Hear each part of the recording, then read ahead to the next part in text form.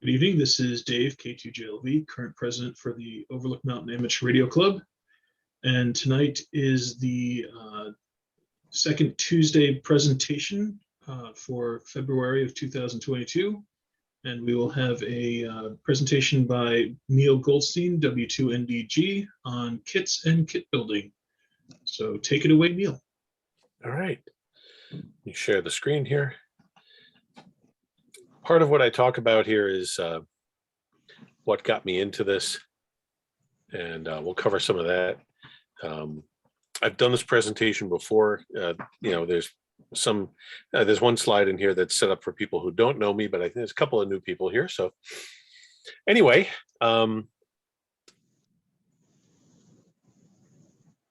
let's talk a little bit about why we build.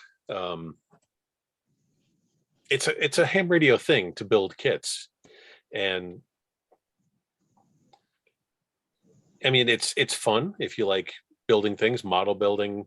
I like creating something that I can use. I like putting something together that produces something. It's probably why I like cooking as well. But we build because it's fun. It's satisfying. The end result is something you can use. You get to produce, it's all under your control. Even if you're following instructions, what you build is yours.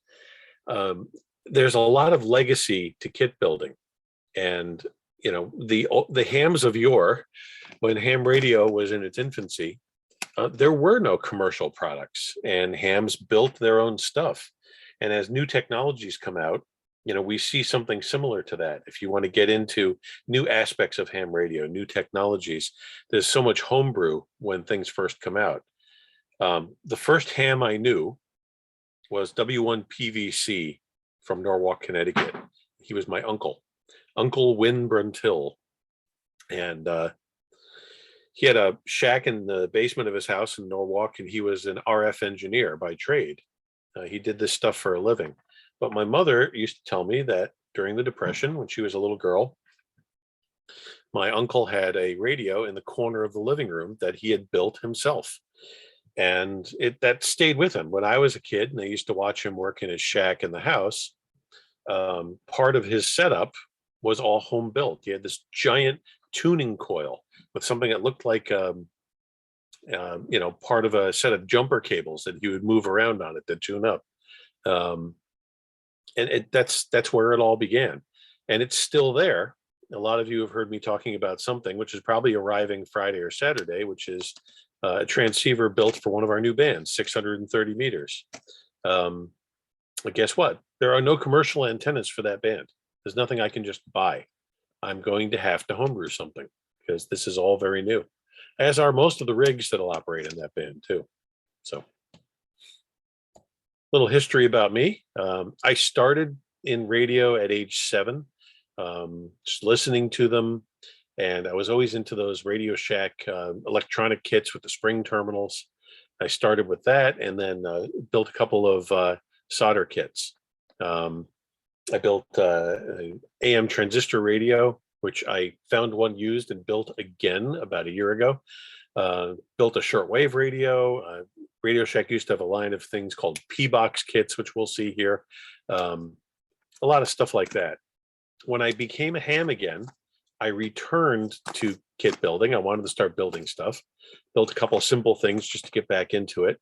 And I started poking around on the internet, looking for a list of radio kits. What can I build? What's out there? And I found some, but most of them were outdated, incomplete. And I got kind of annoyed at that. So I just created my own. And it's still there. It needs an update currently. I think it was updated a little less than a year ago. And that's radiokitguide.com. So there's one of those P-box kits I just mentioned. This one is the 3 transistor shortwave radio. It's a regenerative radio. I did build one of these back then. There's a guy on eBay that sells a replica of this. Neat. Here's some other older kits, just examples. The Night Kit transmitter. This was a really popular kit. The Science Fair Globe Patrol. I have a radio here I built that's an homage to this radio, and I'll show you guys that. But I built one of these when I was a kid, and it worked. After a friend of my brother's helped me sort out some of the soldering errors I made, but that's part of learning. This is a Heathkit DX60B. I did not build one of these, but I did own one at one point when I was trying to get my novice license when I was a kid. So let's talk about what type of building we can do. The most basic type of soldering in kit construction is through-hole soldering. And basically it's components into the holes and soldered to the board from the other side. So we were just talking about this before we started the presentation, surface mount. And there's an example of some surface mount. There's different ways to do this. I basically use 3 methods, or have used 3 methods. I've been just using point and poke with a very fine tip soldering iron, very thin solder. That's how I've been doing most of my work up until recently. And I just started using hot air with solder paste, which is really cool, but it doesn't work on every situation. The third method I was taught is with respect to something like this chip that you see here. And it uses a solder braid as a post cleanup. And basically, you're just globbing your solder across the chip. You can try to keep the points separated, but on a really fine chip, sometimes it's hard to. And then when you're done, you lay your solder braid along all these contacts, heat it up, and it soaks up all the extra and separates your connections. Manhattan construction. I've done some of this. This is neat. You take a copper clad board and you glue down these squares. Now you can make these or you can buy them. One of the suppliers here that'll come up sells these little squares you see here, and they make ones that are designed for chips. They even make ones that are designed for tubes. These are called me pads, but there's a couple different places that make them. And basically you lay your project out in the shape of a schematic. You glue them down with crazy glue and then just solder your components and any jumpers. Manhattan construction, dead bug style. Why is it called dead bug? You can see. So basically you put the chips upside down on the copper and you solder the components and the wires to it, and it looks like a bug with its legs up in the air. That's where the name of this type came from. Breadboard construction. So a lot of prototyping or basic construction is done this way. You're just soldering the components together under the breadboard. And when you dig around in the bins at P&T, you'll see a lot of stuff that looks like this. Solderless breadboard. And this basically, you're just pushing the components in, and there's a pattern to the connections. Each side of the chip, 5 rows of pins that are connected. And nothing bridges that gap where the chips are. So each side is a separate row. And then those ends where you see on each side of the board, there's little sections of 5 pins, 5 pins, 5 pins. Each of those strips is connected together. That's a voltage bus or a ground bus. It's a neat way of doing it. And then you can actually buy a solder version of this. And it's an easy way to move a temporary project to a semi-permanent state. This is something new. There's one particular seller that's doing this, and that's the State QRP Club, Pittsburgh Construction. Pittsburgh Construction is kind of a cross between through-hole and Manhattan construction or surface mount. It kind of combines all those techniques.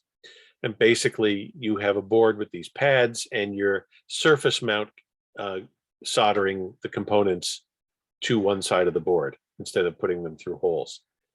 The neat thing about this is that the way they make the boards, usually one side of the board has the components on it, and the other side is usually the front panel of your project, all stenciled and labeled already, and the controls poke right through it.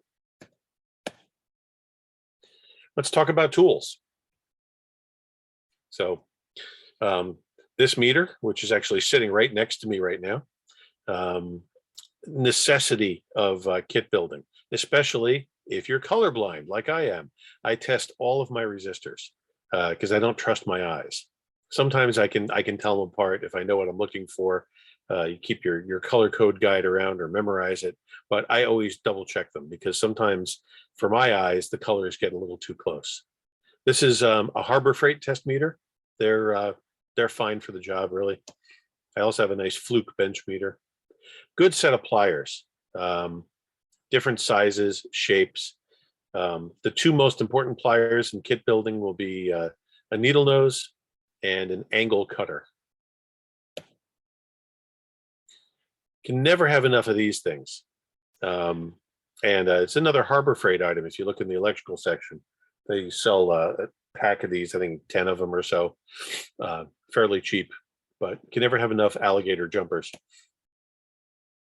This is a basic soldering station. This is when I first got back into this, I bought this exact station from Quicksilver at one of the Hamfests. It's kind of a copy of the temperature controlled Weller iron. It's a good cheap soldering iron with adjustable heat. This is something from my dental days. It's called a number 317 pliers or a cotton pliers or sometimes a college pliers. It's just an angled tweezer. Really handy for picking stuff up and for picking things out of the corners of projects that you've dropped. The non-locking version is the 317. I forget, but there's also a locking version that has a little post in the middle that holds it together when you press hard. Here's a sophisticated tool that you need for kit building, the egg carton. These are great. Just cut the lid off of the bottom, and you can use the lid for larger things or your cast-offs, and you can sort your parts into the where the eggs go. I actually prefer like the thin styrofoam ones, but we're probably going to be seeing less and less of those as time goes on. And the reason why I like those is because they're easier to push the leads through when you're standing up resistors in them. Otherwise, if you do need to stand up resistors in one of these, just keep a pin, sewing pin or something that you can poke holes in first and then just stick the resistor in the hole. I usually sort my capacitors into the little bins, stick the resistors standing up in groups, and then take a little tiny micro Sharpie and write the values right on the paper. Just very handy for sorting stuff out. Here's another sophisticated tool, the cookie sheet. I actually use, and I think it comes up in the next slide, a silicone mat now, but I mean, these are easy enough to get. The one like this one, you can buy at Dollar Tree for $1. And this is so when you're assembling stuff on the dining room table, you don't get somebody in the house mad at you. Some more tools, the tiny spectrum analyzer, really neat. This is good for testing radios that you've built to see if they're on frequency. You can, get a signal into this and it'll tell you what it's receiving. And you can also reverse it and turn it to a signal generator. So if you're testing something, you need, let's say, a 10 megahertz signal, you can produce that with this. Really nice little tool. The official one I got from, I think, it's a M&R Electronics. I'm trying to remember the name, but some of that stuff I'll post after this. Here's a recent addition to the workbench. It's called the Hot Holder. Radio Shack was selling this. I'm not sure if they still have it, but it's a high heat silicone block. It's rubber, it's soft. And what you can do is stick, as you can see, controls and jacks into it to hold them down for soldering. It has two little notches in it, which are really handy if you're soldering two wires together, because sometimes you kind of need three hands to do this work. This is my soldering station. Sits right to my left here. This is soldering and hot air in one. And then it has a little power supply and a voltmeter built in as well. These are, you'll find them on eBay and Amazon. This particular one, if you just search for soldering station 853D, a whole bunch of them come up.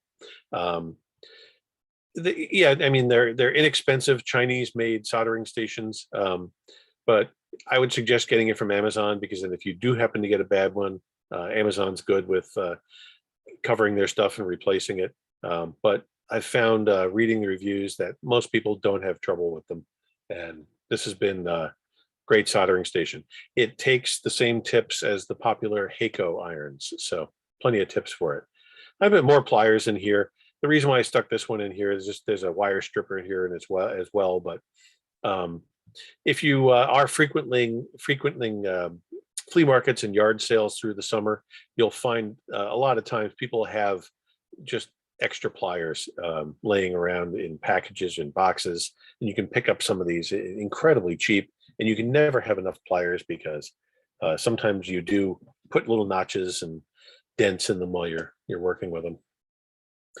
This is similar to the magnifier I use, and some of you have been on the OMARC meetings. You'll see me put these on during the meeting if I'm working on something. There's a couple of different ones on Amazon. That's where this picture came from. They're inexpensive, they work great, and it has a 3-stage magnifier. The permanent lens, rectangular lens in the front, is one magnification. There's a flip down rectangle that goes down from the inside that sandwiches with it, that doubles the magnification, and then you have the little flip down monocle there that gives you a 3rd strength. This is the silicone mat I was talking about. It's I'm right on top of it right now. This laptop is resting on it. It's a high heat mat. It's got a couple of magnetic compartments and sorting spots. It won't burn from solder heat. It's pretty resilient, and it wasn't that expensive. So what should we build? We have all these tools. If you've never built anything before, where do you start? And this is a picture of an example we'll bring up here. Beginner's kits. The Pixie. This is, a lot of people recommend this kit as your first kit. And there's a bunch of them.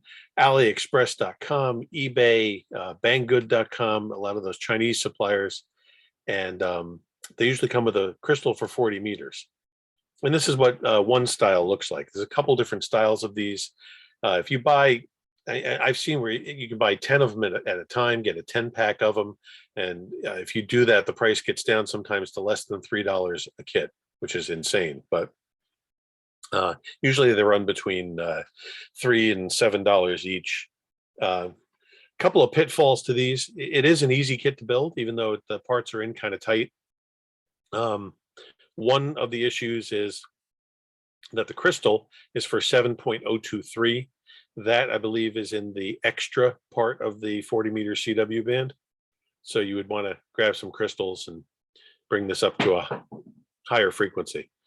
Something like the QRP frequented CW frequencies on 40 meters, 7040, 7030. But anything below that, then you have to have a different class license. So what's the negatives of this? I said, not necessarily the best first kit to build. They're easy to build. If you build it right and you hook up a good antenna to it, you're going to hear signals. But it's a difficult radio to use. If you're going to learn CW and try to make some contacts, this isn't a beginner's radio as far as using it. You're only putting out about half a watt, and there's really no receive filtering. If there's a lot of signals in the range of your crystal, when you power this thing up, you're going to hear all of those signals at the same time.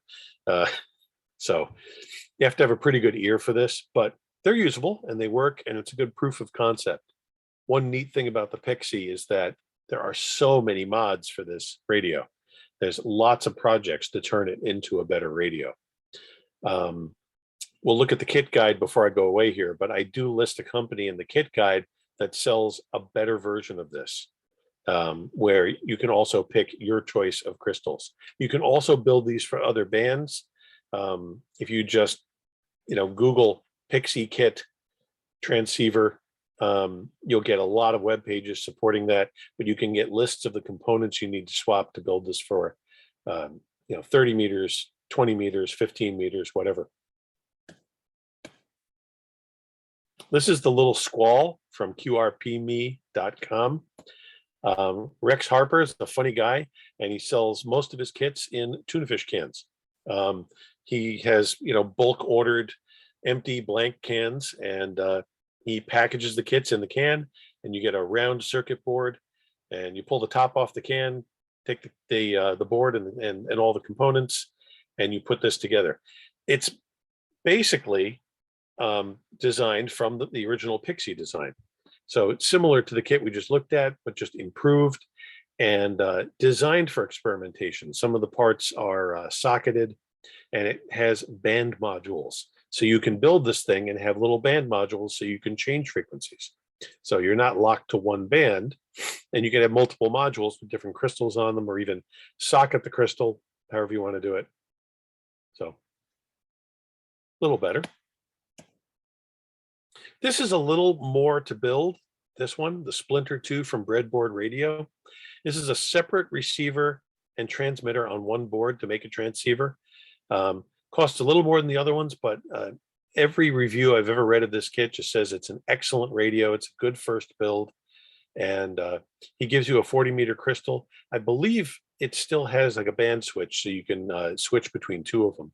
But once again, if you socket the crystals, at least if you're tied to one band, you can still change frequencies. And it's for a simple radio. It has code cytone, a VXO, which means you can pull the frequency slightly and change frequency just a little bit. Has a spot button and a built-in key. You can see there's a little tiny key there right on the board. So intermediate, your next step up. One of the things I put on the intermediate is the QCX Plus from QRP Labs. This is a lot of components to install, but because the board is so large, even though it's a lot to do, it's a fairly easy kit as far as expertise. So you have room to spread out here, and it's a big board. And the kit itself, Hans has made 3 different versions of this radio. This is the largest version. And because of the space inside, there's a lot of room for growth and experimenting. You can put a battery inside of it. You can put all sorts of stuff in here. Hans's firmware is fantastic. There's testing modes. It has a mode where you can turn it into a beacon or a whisper transmitter. It has a CW decoder built into the firmware. Really nice radios, and you'll see a different version of it here in the slideshow coming up. And you can see it's you can buy it for 6 different bands, and it covers the whole band, but it's filtered for CW. You can listen to sideband on it, but it's not pleasant because of the narrow filtering. But great CW radios. No shortage of praise for these things. So this is the Rockmite, or technically the Rockmite 2. Guy named Dave Benson, Small Wonderlabs, designed this, and along with a lot of other radios that are out there. He had this company, Small Wonderlabs, SWL, and he retired. He still designs radios for some of these other groups, but he gave away some of the designs, and Rex Harper from QRPME picked up the Rockmite. This is another crystal controlled radio. You can see is a little more involved in building this one, but these are known for being really good rock stable CW rigs. And they have a built-in keyer chip. So you can do some basic memory keying and just hook up a paddle to it and go. Once again, built for a lot of different bands, and they make a case for this and accessories. These have been around for a long time. Advanced, you can see the QCX Mini there. That radio is the same one as that big QCX Plus as far as functionality and its basic electronics. They are really the same radio. It's just, this is that same radio shrunken down to something the size of a pack of playing cards. I've built this one, and even though, because it's surface mount pre-assembled, it comes with about 75 to 80% of the components already mounted. It still is under the advanced tab here because it's so small that it's a lot of really fine work to get it together properly. And the mechanical side of it, there's so many little nuances that if you don't read the instructions exactly to the letter and do everything he says to do, it will not go together like this. But what a neat radio. This is a ham out of Spain who's been doing more and more, EA3GCY. And he has, I forget the actual web page now, but he actually named the company finally instead of just kits from EA3GCY. This is a dual band radio that he's offered recently, 40 meters and 20 meters. It's a sideband rig. When you first build it, you can add CW support afterwards as an option. You'll notice that a lot of these kits are CW, and the reason is complexity. You can look at this one and understand what I'm talking about. There's a lot more that goes into making a radio that'll do sideband than one that'll do CW.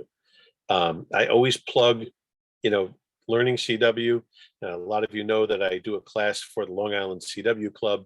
If those of you haven't heard of LICW, it's a huge group that started as just some hams on Long Island who were trying to keep the hobby of Morse code going.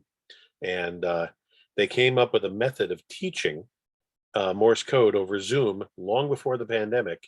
And it worked so well, they went on some of the ham radio podcasts and shows, and they now have, I think, 2,400 members in the group, which is incredible. There aren't really any ham radio kits that clubs that large. They have all sorts of classes at all different levels, beginning classes all the way up to people who operate code so fast that they scare me. And they have classes for maintaining those speeds, conversational classes, all sorts of things, portable operations. They have a very full schedule. They run 2 Zoom rooms every day, and there's always something going on. So I definitely recommend looking into it. I'm still working on my CW education. And a lot of you know that I do so many things at one time that sometimes I don't have time to concentrate on one. And I really need to concentrate on that to finish that education. So hoping to do that soon, because I'd like to use some of these radios that I build. So long build, expert. There is a level above advanced. And the main radio that's in that you can get and build is the K2. Alvacraft still offers the K2. It's been in their line for many years. It's an amazing radio. It takes a long time to put one of these together, but it's all through hole. It's not impossible. And I know several people who have built them.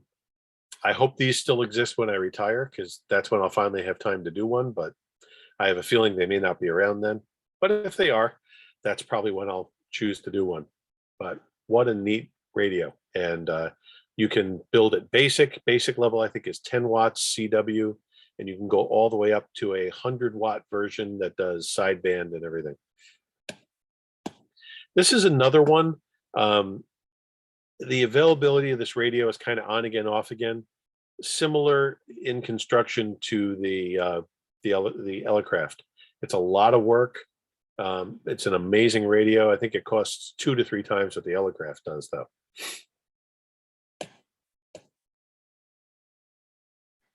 So let's look at some particular suppliers here. These are 4-state QRP groups.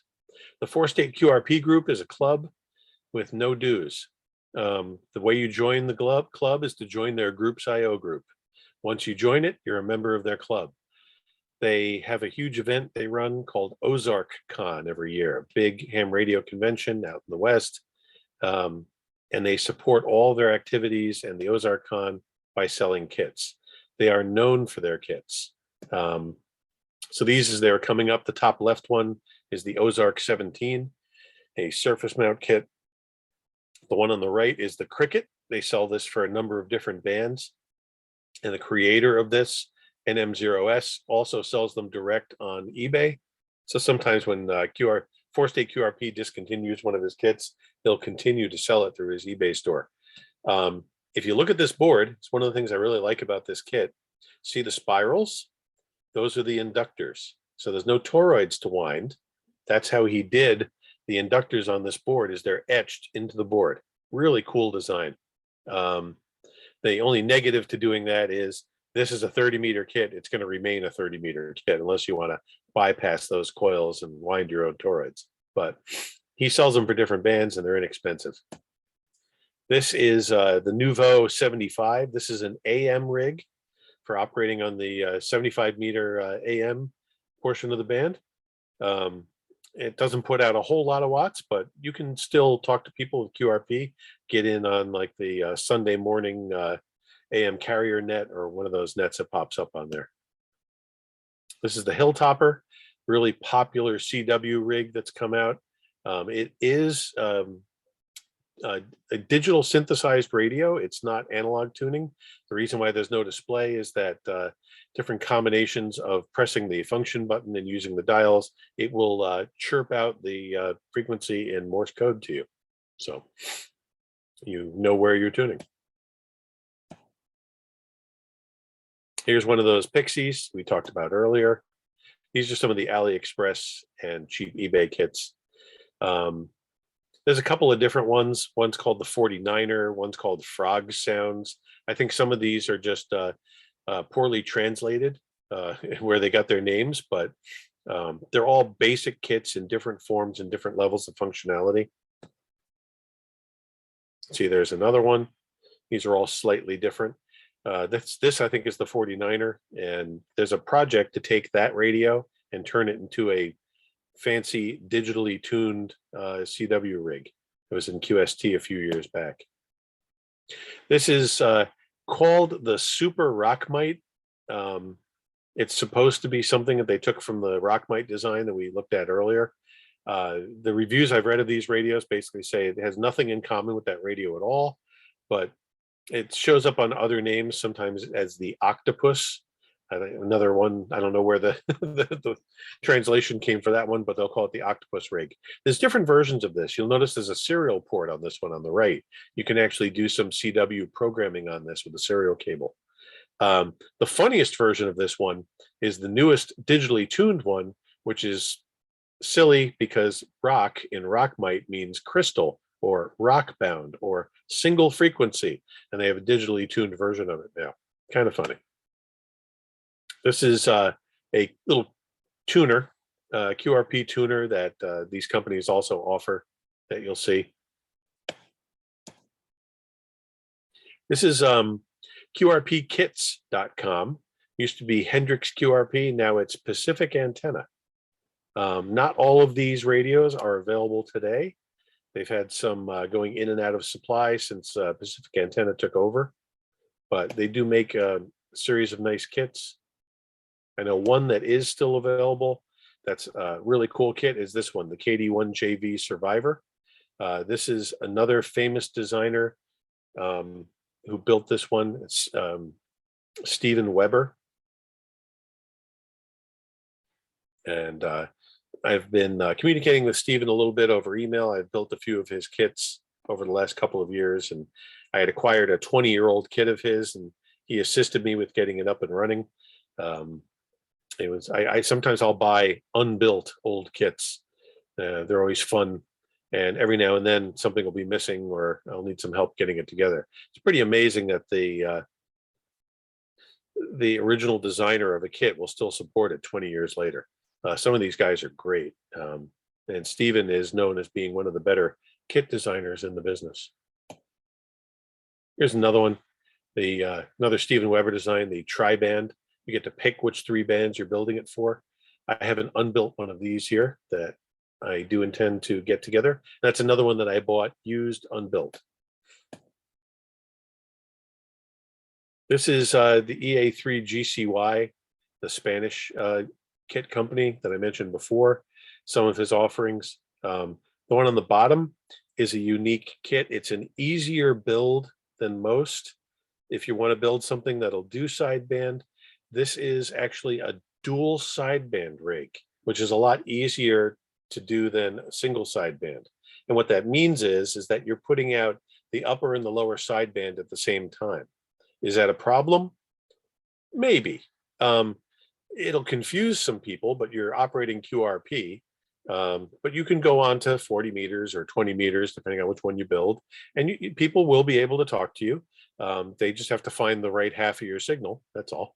But they do work. There's another one of his,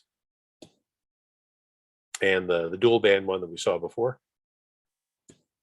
Also, Some of you keep hearing me harping about this micro SDX or true SDX, which is the official version of it. EA3GCY is one of the retailers that will be selling that kit, the true SDX kit, which is a 5-band sideband and CW radio, the size of a pack of cigarettes, with a built-in mic and speaker. Pretty neat. MFJ, our friends from the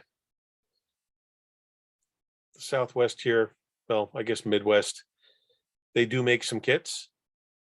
Some of them, like the Versatuner there, are simply kit versions of some of their regular assembled products. This little regenerative shortwave radio is a really popular one in their line. It's been around for years. It's a really easy radio to put together. Something if you want to build with some kids, trying to get them involved in electronics. And it's nice to build something that goes together easy and works if you're trying to teach somebody how to build. There's the Vectronics version of it. Vectronics is owned by MFJ, and a lot of the products, as you can see, are really from the same parts bin. And there's another one. This is one of the Vectronics little transceivers.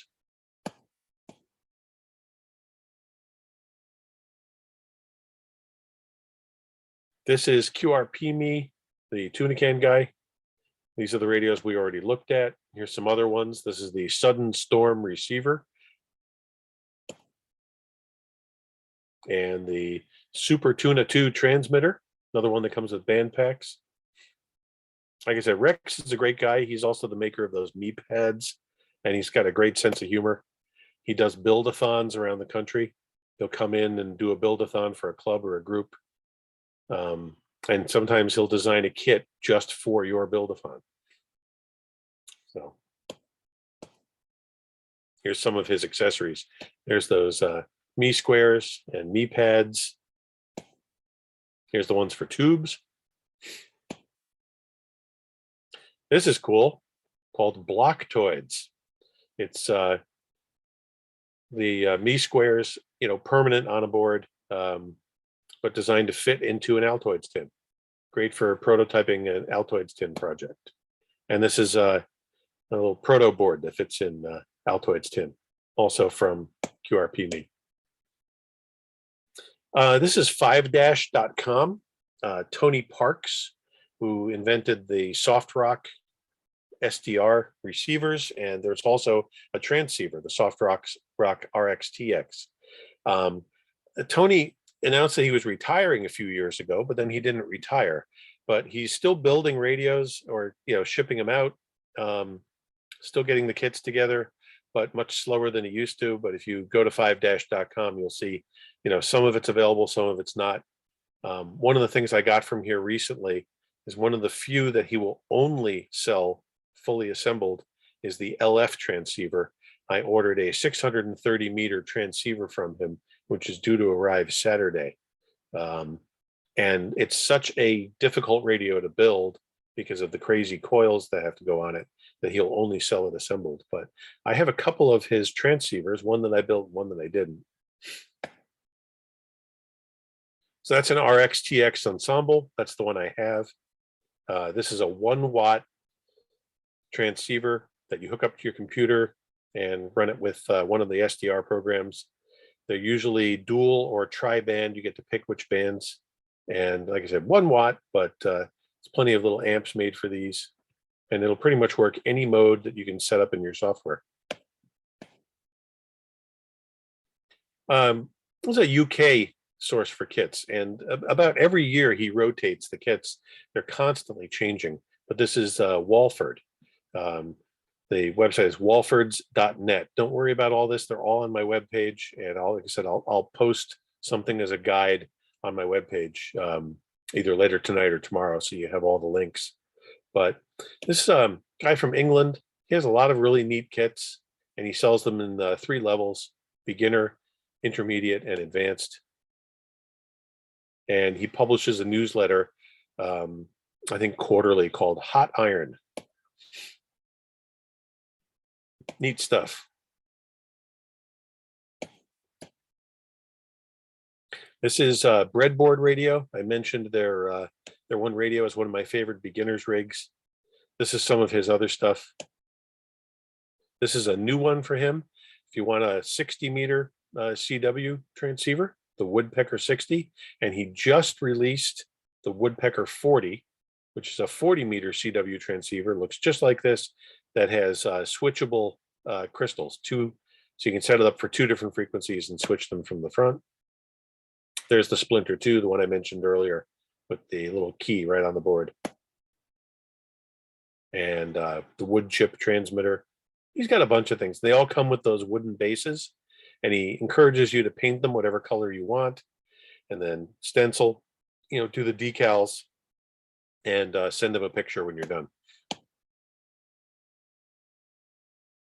This is QRPguys.com. This radio that just popped up here, the Pacificon, unfortunately isn't available. They kept teasing it, and then all of a sudden it disappeared. But the upper left is that's a power meter and SWR meter and dummy load combination. I built one of these, as did Matt, I think, who is watching tonight. Great little kit. This is their digital rig. This rig does FT8, JS8 call. It'll do a couple other modes. It won't do PSK31, but it'll do anything else. And you put these little band modules on it, but it's tunable, digitally tuned, and it'll work any band from 80 through 10. And you can order extra blank modules for it, but it comes with 3, and it's set to be built for 20, 30, and 40. But it'll do any of the other bands. This is another Steven Weber design, as is the meter above. And Steven did some cool stuff with this. Like, each of the band modules has a resistor on it, and the radio reads the value of that resistor when you plug the band module on, and automatically sets it to the proper band in the synthesizer. Really smart. They also have a whole line of QRP antennas and tuners, and some combination antennas and tuners, like this one, where you can wrap the wire around it when you're done.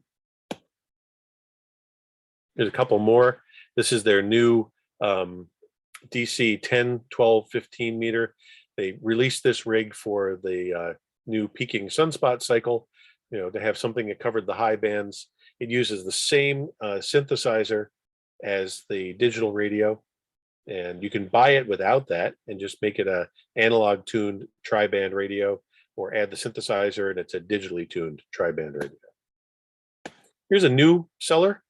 Down on the bottom here, WRossi. He's selling his kit on eBay. Little tiny CW rig called the Half Pint, and a lot of the parts are socketed, so you can do some experimenting with different transistors and different coil values, different crystals. Nice little kit. The one up on top there is the Micro BitX version 6. I have this here. It's not really a kit.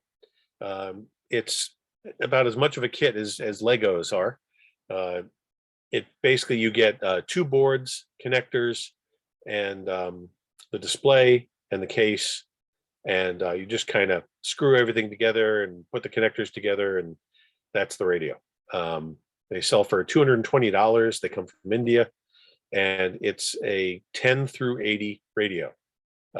It puts out, I think, about 10 watts on 80, dropping to maybe about 4 watts on 10 meters, does CW sideband, and it's a decent radio. But one of the reasons why it's become so popular is there's so many modifications for it where you can improve its functionality. I have a long-term project running with one where I've been upgrading it. I replaced the microprocessor in mine with one that I had to build. It was a whole kit called the Teensy 4.1 from the Triumvirate Skunk Works, TSW. It turns it into a much more powerful radio with a built-in CW decoder and encoder. You can hook a keyboard and a mouse up to it when you're done with it. And it just makes it a much more pleasant radio to use. My next step with that project is to add automatic gain control to it, which then also will give me a functioning S meter on the display. So Asher Farhan, the designer of that radio, is in the process of coming up with a new rig called the SBitX, which will be a Raspberry Pi based 50-watt transceiver with software-defined radio base and a waterfall display. And we're waiting for that. This is a new company on the bottom here, Pentech, WA3RNC. Yeah, this is a dual band radio. He just released a tri-band radio. So this is a new kit supplier. I don't know a whole lot about his radios, but I think they just reviewed one of them in QST. And definitely looking like a nice rig. On the top, we have the ME. Yep, sorry. This is another company that picked up one of the old Dave Benson designs from Small Wonderlabs. The original, what they called SW series of radios, is now the ME series of radios. And you can find these on eBay. He sells them for multiple bands. Any of you traveling through the South, down the I-81 corridor, look him up. He has a storefront, maybe about an hour, hour and a half south of West Virginia there. And you can just go into his store. He has a little like electronics repair shop and sells some other stuff there. And you can buy stuff right from him in the store. Get a kit, get an antenna, get some wires, whatever. And some of the last of it. This radio unfortunately went away, but this is from Midnight Design Solutions. Another Dave Benson design. This is a digital radio that does sideband digital modes, programmable for 2 frequencies, one that's preset and one that you can change, but it's a single band. Really nice radio. I did build one of those. This is their other project, the SDR Cube. This takes one of the Tony Park's RXTX boards and puts it into a cabinet with its own computer and display, giving you a standalone SDR transceiver. There's some other assorted stuff. This is a converter. They'll convert a CB to receive the ham bands, or an AM radio to receive the ham bands, depending on how you build it. The Cycle 24 converter. This is Clifford Wareham's Easy Digi products. This is a cheaper way to go for your digital interfaces if you have to isolate the audio between your rig and a computer. He makes pre-assembled ones, but it's a cheap way to make an audio isolator for doing digital modes. Here's something from Fox Delta. They're a company that makes a whole bunch of different accessories. This is a USB analyzer for troubleshooting USB projects. And another little accessory, I have one of these. This is one of the best manual QRP tuners made. You can buy it with BNC, as this one is, or with SO239 connectors, the ZM2 Z-Match tuner. These are great little tuners. It's just some more stuff, another Unified Microsystems sound card interface. This is another Asher Farhan project. This is a testing device similar to the Tiny SA.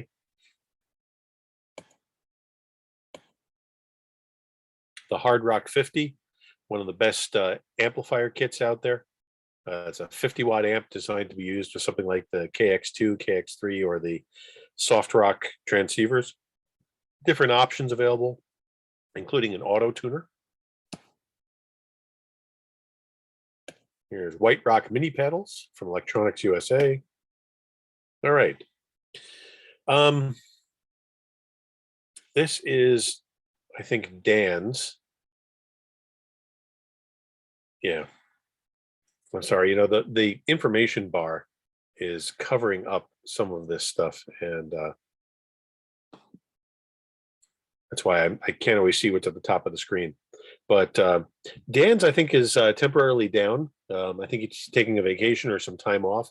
It's probably one of the worst web pages I've ever seen in ham radio, but he has a lot of stuff. And if you can have the patience to page through his web page, there's all kinds of parts for doing these projects. This is Electronics USA, those White Rock paddles we just saw. Kitsandparts.com. This is Diz, and he is called the Toroid King. If you mess up a toroid while you're building a project, or you're doing something home built and you need toroids, which he sells the toroids, he sells the magnet wire, and he has a page on his site with calculators, so you can figure out when you're winding a toroid. You put in the gauge of the wire, the type of the core you're using, and how many windings, and he'll tell you exactly how many inches to cut, so you know what to wind with. And also conversions, like if you are moving from one value core to another, how to change the windings up or down. Great place. He also sells kits once in a while. Mini kits from Australia. This guy's got a lot of really neat accessories, including some little filter boards you can put in your radios. And I actually can't read the top of the screen, but I think this one might be soda beans.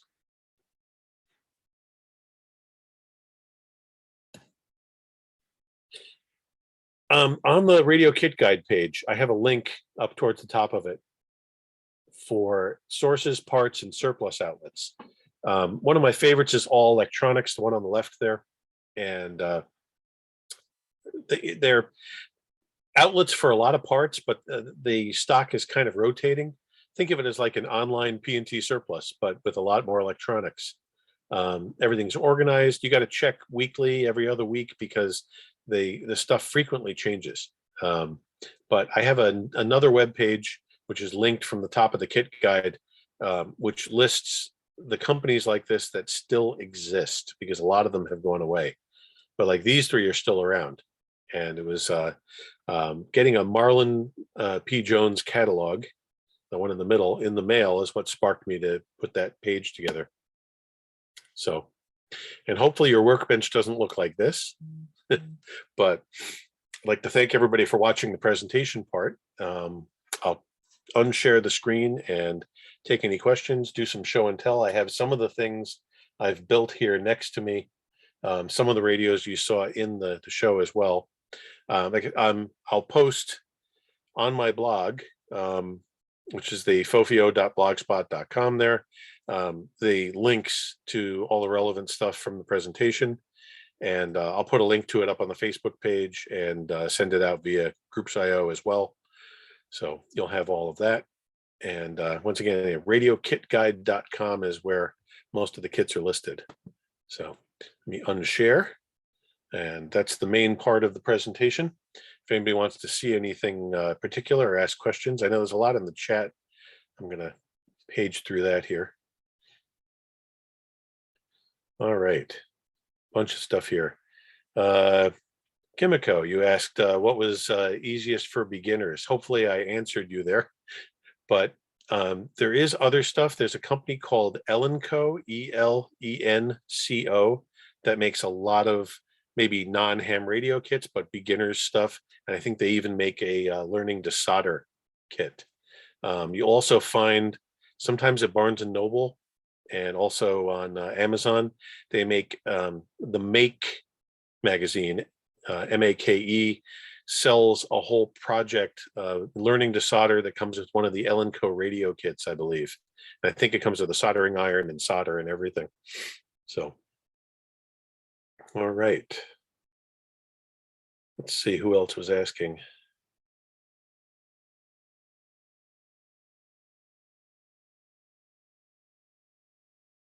No, Mike wasn't seeing anything, but hopefully we remedied that.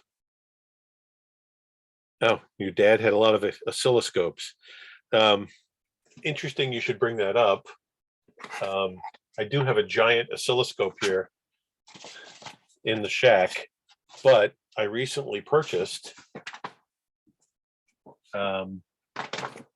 actually, I'm not sure where it got placed. I think it's over on the other desk here, but I purchased one of these little tiny ones, not much larger than some of these little kits we were talking about. So I have this little battery operated oscilloscope with a color display now. Soldering station needed versus a soldering pen. just more control. You can start with a basic soldering iron like a pen, because a lot of these kits aren't, you're not going to need a ton of heat for some of the things. But as you get into some of the more complex projects, you do want a soldering station, because you want to be able to adjust the heat. So MFJ Vectronics, good for beginners? I'm not sure. I'd have to run through their list. They're not my favorite company in the world. Some of us joke about MFJ. They've earned the nickname Mighty Fine Junk in the industry, or sometimes, what is it, Mississippi's finest junk. Probably that, like I said, that regenerative radio, only because it's a pretty easy build and it's pretty easy to get it working at the end. You'll actually get some stations on it and be able to listen. So, all right, that's it for, I think, what was up in the chat here. But if anybody has questions, please unmute and speak. And I'm going to start grabbing some of the things I wanted to show. So, but I do build a lot here because I have to come up with material for that class every week. But this is one of the ones I mentioned. This is that Dave Benson digital radio. This is for digital modes, FT8 and such. This one was built for 30 meters. Here's my QCX Mini that we mentioned. So one of the neatest radios I have ever built. Such a cool radio. Really tiny rig. It's one band, but just does everything so well. And then that new one I keep talking about, the True SDX, is basically something this size that does CW and sideband and 5 bands. It has a microphone built into it and a speaker. You can kind of hold it like a microphone and just talk into it. This is the original QCX. This is the first version of this. They are the same radio as far as their features and what they do, but this is the original model that Hans designed. The case was from a German company called Bamatech. It didn't come with the case, but this company made them after the fact. It does make it a much nicer looking project. When I mentioned the Manhattan construction, I showed this board, which is the Ozark Patrol. It's a regenerative shortwave radio. And I mentioned when I was talking about Pittsburgh construction that usually when you do these, the board, the back of the board is the components and the front of the board is the radio. And that's how cool they are. And yeah, this is a shortwave regenerative radio, and it does work. They are very tricky to tune if anybody's ever played with a regenerative radio. But Neil, can you define regenerative?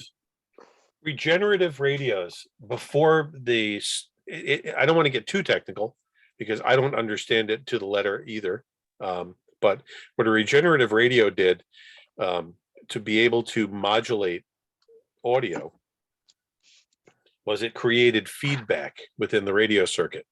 So you were basically taking the signal at one point in the circuit and feeding it back into itself to produce feedback. We all know what feedback is. We've heard it, setting up a PA system or something. And then the trick is you adjust the amount of that feedback or regeneration until it's just putting enough oscillation into the circuit to give you audio. For something like Morse code or sideband, it's amazing. It actually gives you pretty clear, a pretty clear view, or sound of what you're trying to pick up. For an AM signal like broadcast radio, either on AM radio or shortwave, it's really tricky. Like I was saying, you have to kind of play with the tuning control, the regenerative control, and get them right at that point in between total feedback and no feedback. There's a little sweet spot where you'll get the station will suddenly come to life. And when you get it just right, the audio quality is pretty good. But of course, later on, they came up with superhet design and then more modern designs now that even though they're more complicated to build, they work a lot better, and you don't have to sit there and use 3 hands to tune your radio. Probably not part of the radio part, but are there kits for building like mixers? And I don't mean some super complicated mixers, but something that will take in 5 radios and let you switch it out to different speakers, blah, blah. Could I build one? Yes. Is there a kit to build one that looks all nice and pretty? That's the question. Things like that. I'm not sure, actually. I know that there's plenty of mixers you can buy, but I don't know if any of them are offered as kits. So not that I've seen yet. Trying to find an example of something that was asked about in the chat room here.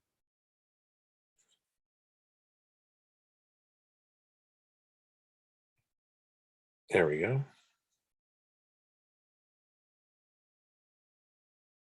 Okay. Let's see.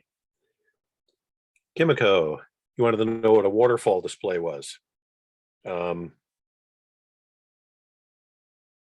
here is, I'm tuned into the 80-meter ham band. And this is an app that's running on my phone. It's not a radio.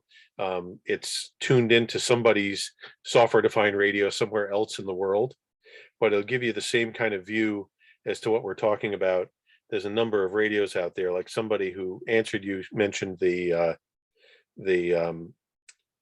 ICOM 7300, which is a radio a lot of us had, but this is a waterfall display.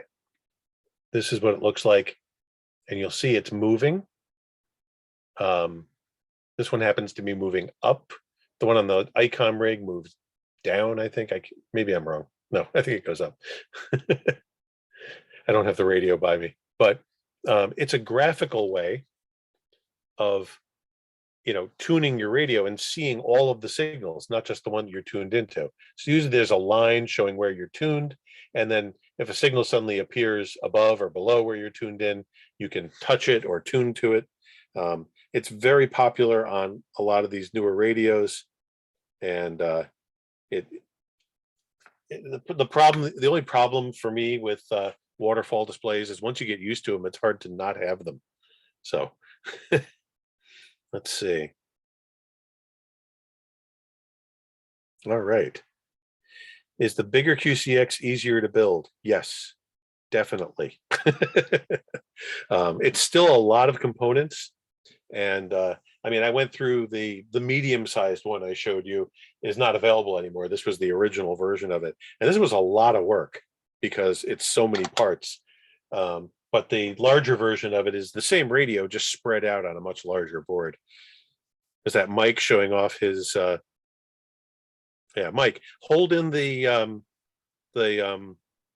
display button, the waterfall display button. Hold in? Yeah, hold it in. What do you mean? Below the display, you have a button, which is like M scope. Press it and hold it. Oh, yeah. There you go. Yeah. Oh, hold it. No, I Press was it. holding it. And it does that. Try the expand button after you get back to the waterfall. Yeah. Hang on. I can't get back. Oh, man. Hang on. I'll get it. You got it set up. Here. Hang on. Expand. Right? Yeah. There you go. There Okay. you go. Yeah. So that's the full. This is the radio that we're all talking about. A bunch of us have this one. Yeah. All Oh, right. let's drop the phone. All right. That's what the waterfall is. And as far as a kit that already has a waterfall display, really nothing yet. There is there's one coming out, and if I know Ashar Farhan, it won't be a kit when he finally starts producing it as at his Indian company. It'll be like the other one, like Lego. So the other radio I was talking about, the 5-band one, is the True SDX. It's not really an official kit, so it's going to be a little more work to get it up and going. The True SDX is going to require some knowledge of how to program microcontrollers and things like that. But I have 2 on their way to me, and they're going to be part of my makers group project, and maybe I'll do one for the group here, but I'll have a spare when all is said and done. It's a compromise radio that will have kind of reduced audio quality on sideband because of how they managed to get the sideband to work on it. But it's amazing that they were able to get this much functionality into a really basic microcontroller. And as I keep saying, the biggest thing about that radio, and another one that's coming from Hans Summers at some point, the biggest things about these is what they show is coming in the future. This is just a whole new way of designing and building these things, and it's going to, really change the way we look at some of the lower priced radios in this hobby. Conversation I've been having with Kenny, because he was looking at getting into, another little QRP rig. One of the things I'll warn people against is that if you're looking at these right now, all over eBay and AliExpress, you'll see these radios that are described as USDR or USDX. These little radios that run in price range from about $120 to $180, depending on the version. And they're 5-band and 8-band radios. And they're little, like the one I'm talking about, sometimes a little bigger. They're based on the open source design of the one I'm talking about, and they were pulled from the design before it was finalized. They're not great radios. And one of the issues with them is that they've changed the output final transistors, the amplifier transistors, to something that they wanted to use without changing the filter board design. So, so far, a lot of the ones that have been tested are not legal, which is a problem. They're putting out a lot of illegal harmonics on some of the bands. The other issue with it seems to be that some of them are just not made very well and don't work right out of the box. So buyer beware. Wait for the original. That's all I can say. It looks like the way to go. So Neil, quick question. yeah. I have 10 Boy Scouts I need to do a communications project with. They need to learn to solder and things like that. What inexpensive price is a real concern with that? Probably a receiver kit. Would you recommend? Let me take a look at something here.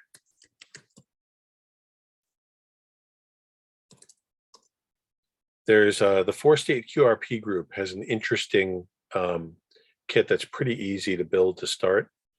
And this is another beginner's kit that I wasn't thinking about before, but I can look at the cost of it, but they'll probably give you a deal on 10, especially if it's for something like that. Let me just see if it's still listed here. Yes. Now, probably it might be above your cost range, but I think you could get a better deal out of them. But they're $42 currently. It's $35 plus shipping, so you could probably get like a 10-pack deal with reduced shipping. But you could definitely check with 4-state QRP. The kit's called the Murania, Murania. Let me do a quick screen share here. This is the kit right here. It's an AM broadcast radio with kind of a retro look to it. The case is made of circuit board material, and it's a pretty easy build. I did one of these, and it does work. You put it together, and you'll get stations on it, right? First time. You wind the antenna coil, but it's that Pittsburgh construction I was showing you. So like this, it shows you bend the resistor into like this W shape, and then solder the elbows and clip. It still teaches soldering technique, but that's one. The Pixie is probably not good for something like that, only because it's not an easy radio to use. But the other thing you might find is if you poke around on eBay, is there's some really basic AM and FM radios. You just want to probably preview one first for yourself, because a lot of them don't come with particularly great instructions. Check out Elenco though as well, ELENCO. They have some pretty basic radio projects for beginners. Okay, thank you, Neil. You're welcome. All right. Otherwise, I mean, before everybody came, we were talking briefly about surface mount work. And I do have that soldering station I was showing off in the presentation here. And I just recently started doing hot air work, which is what this is, my hot air nozzle. And it's pretty cool. Another tool that's on the workbench here, which we talked about right before we started, is a microscope, a USB digital microscope. And I'll switch over to that here. And you can see that image. These are neat. I have it up at a distance here. It's much further from the countertop. I have it set at about an 18-inch length here. But I'll stick my finger in here and you can get an idea of the scale that these parts are at. This is surface mount stuff that I did. So pretty small. But that's another thing. This one comes with these lights.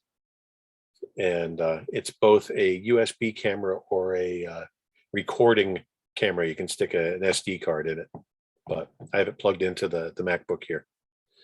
Let's get back to my regular camera. I talked about all the tools. I mean, I have there's a pile of pliers and end cutters here, wire strippers. One of the things that when you build the Hans Summers kits, as Hans always tells you, is save your cutoffs. That means as you're soldering through hole parts and clipping off the leads, save all of those leads that you cut off, because sometimes in the instructions, he's telling you you're going to need them. And especially in some of his QCX projects, you can see I have cutoffs here in my hand, but I just dump them all in, like this is a plastic cream cheese container here, but butter tins work well. And I just put all my cutoffs or any extra parts that I didn't need go in there. So that's another tool that's on the workbench here. Spare parts, we were talking about that right before we started. I have a collection of resistors and capacitors and transistors, common ones. I have common chips like LM386 amplifiers and NE602 balanced mixers, things that are really common in these kits. It's good to have spares of. For surface mount, if you do get involved in surface mount, either with the point soldering or hot air soldering, whatever you're going to do, when you take surface mount components out of these strips, they like to fly. They grow wings and you're never going to find them. So order some spares, which is what those books are. Always good to have. Circuit board holders. There's the alligator clip style ones. You'll see these things at ham fests all the time, where you have a giant magnifying glass and a light and some alligator clips. Those are the really common ones, but this is one that you'll find on Amazon. It's you can adjust the width of it, and then it has these grooved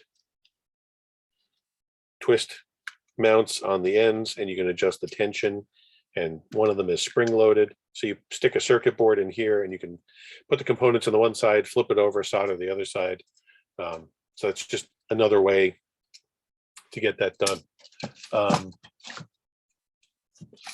mentioned Elenco as a good beginner's kit.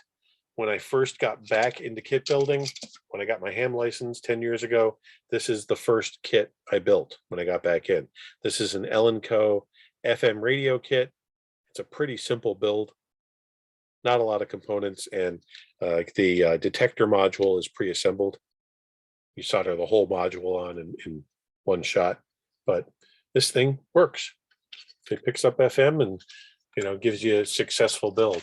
The American Radio Relay League is selling a radio kit, which is a beginner's kit. And I didn't mention it because it wasn't available, and I haven't checked recently to see if it is. But the league itself was selling this kit. It works. Does it work well? Not really. I was kind of wondering why they made something that was kind of tricky. And one of the things here, though, is I mean, it did pick up the one station that I'm going to pick up here, which is WPDH. But you know, anybody who lives within a mile of Illinois Mountain, like I do, is picking up WPDH in their silverware drawer. So pretty easy to get it. But there's so many little things like that. If you hunt around on eBay and some of these other places, there's definitely lots of little kits. You want to get into something, a little more complicated, a little more complex. There's some crazy stuff out there you can build for sure. I have a few in the cabinet here, including several different versions of the forerunners of that micro SDX kit. I have a bunch of these boards because I was experimenting with different versions of it. And these take a lot of through hole parts, but some surface mount as well. So there's so much to build. I have surface mount electrolytics up here. And then, some of what we're doing at the bench here is repair as well. And popular OMARC topic. Here's a Raspberry Pi Zero and case for a digital hotspot. And then the boards for this are over on my other desk over to my right. But I've got, I think, 3 hotspot kits here to put together. So, and as you order stuff from Amazon and other places, save your little boxes because they really come in handy when you're sorting out all this stuff. So, but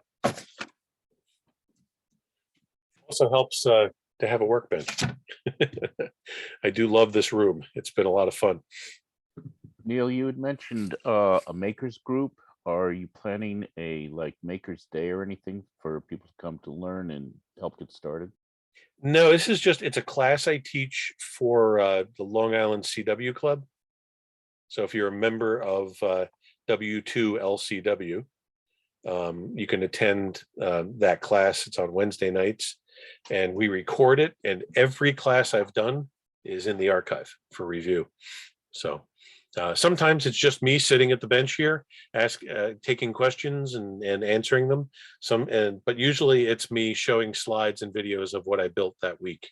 So, is there a link for that? I would if you just Google W2LCW, Long Island CW Club, and it's pretty inexpensive to join. They even have a lifetime membership, which is not bad. But it's good for keeping your CW skills up or learning CW for you new hams out there. A lot of people wonder why CW, why should I bother? And a lot of it has to do with portable and CW operations, low power stuff.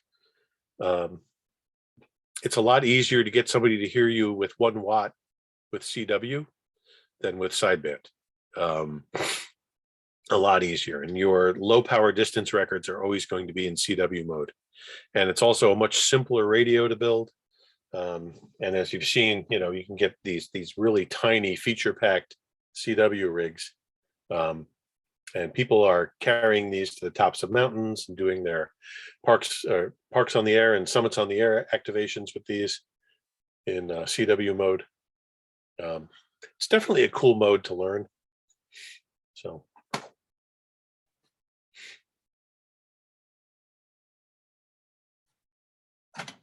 Let's see. This was just a demo from one of the makers classes one night. I was starting one of these Manhattan projects just to show them how you glue stuff to the board and then solder the chip in place. And then we also had a whole lesson in solderless breadboards and how they work.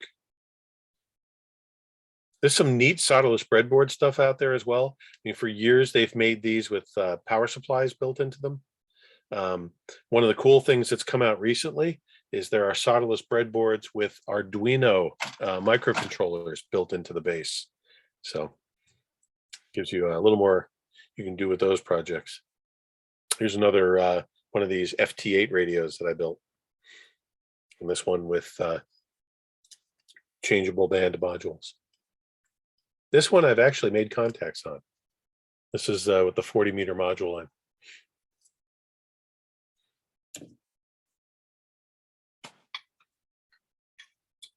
So, all right. Any other questions? Kimiko, USB microscope. I don't recommend a particular one. Everybody buys the generic ones on Amazon usually. If you go to a Hamfest, Quicksilver always has one on his table that he's selling. But the one here is a rather fancy, expensive one, which was overkill for what I use it for. One of the cheaper ones actually would have been better. But this was supplied by the Long Island CW Club. I didn't buy this one. So, all right. I mentioned repairs. I have an old Radio Shack weather radio in pieces here, one of these weather cubes. I'm going to replace all the capacitors in. All disassembled and ready to go.